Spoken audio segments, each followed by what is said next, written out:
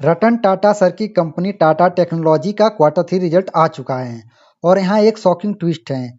Company का revenue grow हुआ है लेकिन प्रॉफिट ऑलमोस्ट जीरो क्यों हो गया है। आज की वीडियो में हम लाइन बाय लाइन समझेंगे, सेल से लेके प्रॉफिट गिरने तक का पूरा गेम। वीडियो एंड तक जरूर देखना वरना पिक्चर अभी अधूरी रह जाएगी। टाटा टेक्नोलॉजी एक engineering and digital service company है जो मेनली ऑटोमोबाइल, ईवी, एरोस्पेस और मैन्युफैक्चरिंग कंपनी को सर्विस देती है। कंपनी स्टार्ट हुई थी 1989 में और ये टाटा ग्रुप का पार्ट है जिसका नाम खुद रतन टाटा सर की लेजेसी से जुड़ा हुआ है। चलो Q3 रिजल्ट देखते हैं और समझते हैं। इसमें सबसे पहले दोस्तों हम बात करेंगे सेल्स यानी कि रेवेन्यू। दिसंबर 2024 में 1370 करोड़ का सेल था और 2025 में 1365 करोड़ का।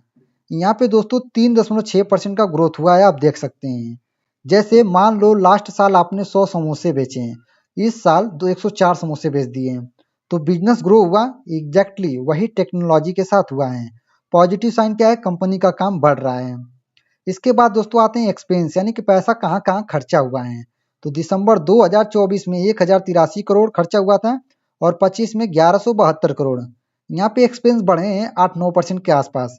जैसे salary, software tool, employ cost सब महंगे होते जा रहे हैं, इसी वजह से मार्जिन पे प्रेशर आ रहा है। इसके बाद आते हैं ऑपरेटिंग प्रॉफिट यानी कोर बिजनेस का जो प्रॉफिट है वो। तो दिसंबर 2024 में 234 करोड़ और दिसंबर 2025 में 192 करोड़ 85 लाख यानी कि 193 crore. Year on year drop आया है 17% का। जैसे कंपनी का मेन काम पहले ज़्यादा कमा रहा था, इस क्वार्टर में वही काम थोड़ा स्लो हो गया है। I don't know but slow हो चुका है।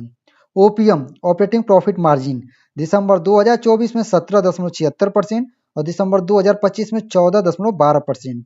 जैसे हर 100 रुपये की सेल से पहले 18 रुपये बच रहे थे और अब कम होके 14 रुपये ही बच रहे हैं, वही आप समझ सकते हैं। इंटरेस्ट यानी कि लोन का कॉस्ट क्या है। दिसंबर 2024 में 5.50 था और दिसंबर 2025 में 9.11 है। इंटरेस्ट ऑलमोस्ट यहाँ पे डबल हो गया है। जैसे होम लोन का ईएमआई बढ़ जाए वैसे ही कंपनी का फाइनेंस कॉस्ट बढ़ गया है। डेप्रिसिएशन एसेट की वैल्यू कम हो रही है यहाँ पे। दिसंबर 2024 में 30.45 करोड़ था और 25 में 36 करोड़। कंपनी का मशीन सॉफ्टवेयर पुराने होते जाते हैं, इसीलिए अकाउंटिंग में उनकी वैल्यू कम होती जाती है। ये नॉर्मल सी बात है।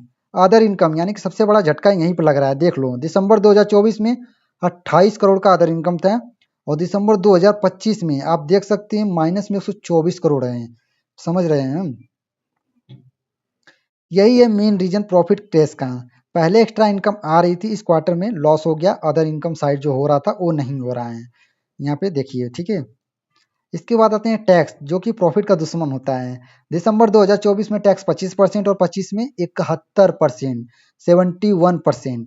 कंपनी ने जो थोड़ा बहुत कमाया था उससे ज़्यादा तो हिस्सा जो है टैक्स में चला गया।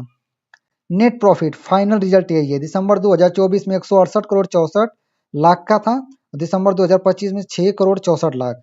ईयर ऑन ईयर प्रॉफिट यहीं पे क्रैश हुआ है, 96% के आसपास डाउन आ गया है।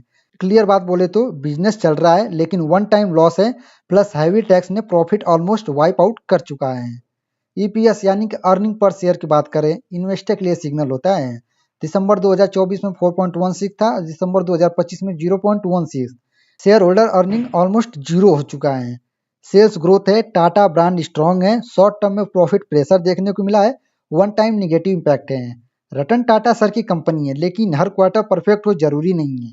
स्मार्ट इन्वेस्टर नंबर समझ के डिसीजन लेता है, तो आपका चॉइस है। और दोस्तों यह वीडियो एजुकेशनल पर्पस के लिए था।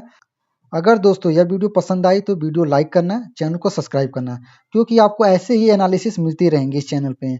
जाने से पहले जय हिंद, जय भारत।